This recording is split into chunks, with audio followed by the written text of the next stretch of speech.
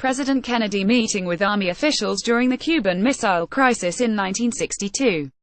Corbis Historical Getty Images. Here's the good news. America, the Donald Trump vs. Kim Jong-un showdown may be making you nervous, but it isn't the first time a reckless, lecherous U.S. president obsessed with his own vigor and out of his depth on foreign policy faced off against a 30-something dictator armed with nukes.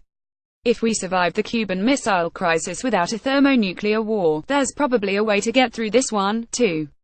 I know, according to official baby boomer history, we're supposed to be grateful for the combination of toughness and restraint, of will, nerve, and wisdom, in the hagiographic words of Arthur Schlesinger Jr., with which John F. Kennedy forced Nikita Khrushchev to remove Soviet missiles from Fidel Castro's island without war. But this is mostly myth-making. In reality, the Cuban Missile Crisis was the kind of scenario many of us feared could follow the election of Donald Trump. An inexperienced president gets elected on promises of toughness and flagrant lies, makes a series of bad decisions that provoke escalation from our foes, at which point political considerations make him feel he can't back down, and suddenly we're staring at nuclear war. That's basically the sequence of events that gave us the Cuban crisis, as Ben Schwartz pointed out in a revisionist Atlantic essay in 2013.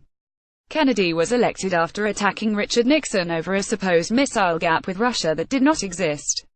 He proceeded to fulfill his promise to make America tough again with a series of poorly planned, mafia-entangled, occasionally ludicrous attempts to unseat Fidel Castro, culminating in the Bay of Pigs disaster. At the same time, he went ahead with a plan to place Jupiter missiles in Turkey, a provocative gesture that made the Soviets suspect that we were looking for opportunities for a nuclear first strike. President Trump speaking to reporters about North Korea at his golf club in Bedminster, NJ on Friday.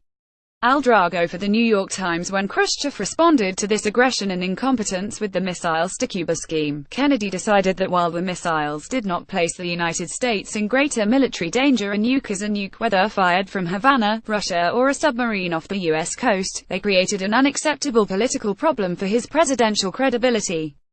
Thus the escalation that followed, the quarantine, the invasion threat, the nuclear brinksmanship, which, officially, succeeded the Russians back down, the missiles went away, and the world was saved. But really that success required giving the Russians the strategic concession they had originally sought. The Jupiters were removed as well, but on a delayed timetable to allow the Kennedy White House to deceive about the crisis resolution. Meanwhile, American efforts to overthrow Castro diminished, and his regime endures today. There are ways in which Donald Trump is a kind of Dorian Gray's portrait of JFK, with the same appetitiveness and clannishness. Swap Ivanka for RFK and personal secrets, tax returns for Trump, medical records for Kennedy, but without the youthful looks and eloquence and a patina of intellectualism and idealism to clean those failings up. And in the Korean crisis as in Cuba, our new president's obsession with looking tough risks making an already dangerous situation worse. Of course the differences are manifold. The nukes are Kim's this time, whereas they weren't Castro's, so despite China's crucial role we ultimately have to deal with the 30-somethings regime more directly.